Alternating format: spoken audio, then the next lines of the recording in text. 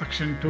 Vaisampayana said, Janardana, deserving the worship of all, having lived happily at Khandavaprastha for some time, and having been treated all the while with respectful love and affection by the sons of Pritha, became desirous one day of leaving Khandavaprastha to behold his father, that possessor of large eyes, unto whom was due the obeisance of the universe. Then saluted both Yudhishthira and Pritha, and made obeisance with his head on to the feet of Kunti, his father's sister. Thus, revered by Keshava, Pritha smelt his head and embraced him. The illustrious Rishikesha approached his own sister, Subhadra, affectionately, with his eyes filled with tears, and spoke unto her words of excellent import and truth, terse, proper, unanswerable, and fraught with good. The sweet-speeched Subhadra also, saluting him in return and worshipping him repeatedly with bent head, told him all that she wished to be conveyed to her relatives on the paternal side, and bidding her farewell and uttering benedictions on his handsome sister, he of the Rishni race. Next saw Draupadi and Dhaumya, that best of men, duly made obeisance unto Dhaumya, and consoling Draupadi, obtained leave from her. Then the learned and mighty Krishna, accompanied by Partha, went to his cousins, and surrounded by the five brothers, Krishna shone like Sakra in the midst of the celestials, he whose banner bore the figure of Gadura, desirous of performing the rites preparatory to the commencement of a journey, purified himself by a bath, and adorned his person with ornaments. The bull of the Yadu race then worshipped the gods and Brahmanas with floral rites, mantras, vows of the head, and excellent perfumes.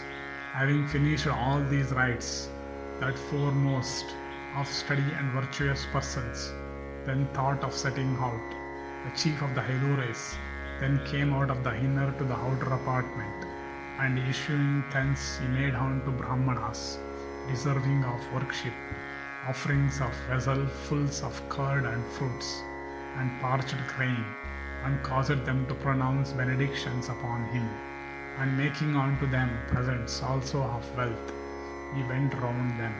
Then ascending his excellent car of gold, endued with great speed and adorned with banner bearing the figure of Tarkya, Gadura, and furnished also with mace, discus, sword, his bow, shanga, and other weapons, and yoking thereon to his horses, Salvya and Sugriva, ye of eyes like lotuses, set out at an excellent moment of a lunar day of auspicious stellar conjunction.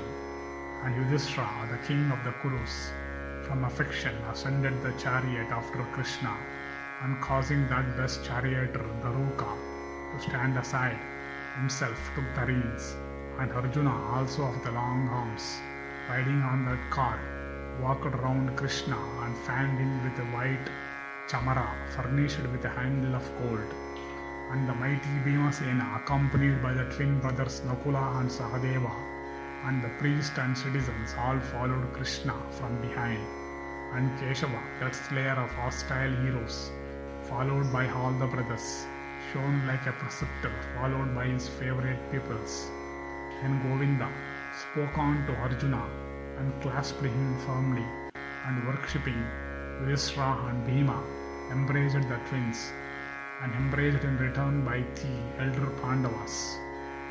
He was reverentially saluted by the twins. After having gone about half a yojana, 2 miles, Krishna, that subjugator of hostile towns, respectfully addressed Yudhishthira and requested him, O Bharata, to stop following him further. And Govinda, conversant with every duty, then reverentially saluted Yudhishthira and took hold of his feet. But Yudhishthira soon raised Keshava and smelt his head.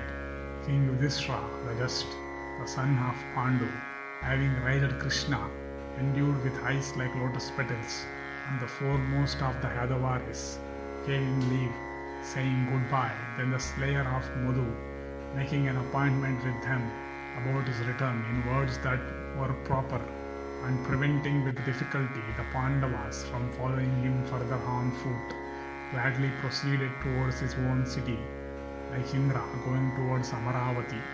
Out of the love and affection they bore him, the Pandavas cheered on Krishna as long as he was within sight, and their minds also followed him when he got out of sight. And Keshava, of agreeable person, soon disappeared from their sight, unsatiated, though their minds were with looking at him. Those bulls among men, the sons of Pritha, with minds fixed on Govinda, desisted from following him further, and unwillingly returned to their own city in haste. And Krishna, in his car, soon reached Dwaraka, followed by that hero Satyaki. Then Sauri, the son of Devaki, accompanied by his charioteer Daruka, reached Dwaraka with the speed of Gadura. Vaisampayana continued. Meanwhile, King Yudhishthira, of unfading glory, accompanied by his brothers and surrounded by friends, entered his excellent capital. And that tiger among men, dismissing all his relatives, brothers and sons, sought to make himself happy in the company of Draupadi.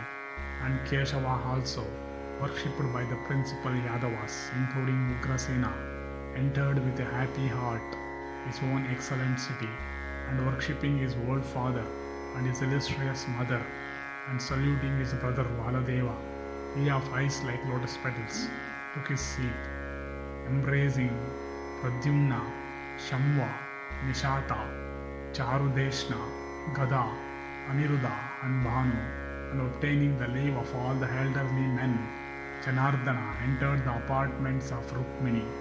Thus ends the second section in the Sabha-kriya Parva of the Sabha Parva.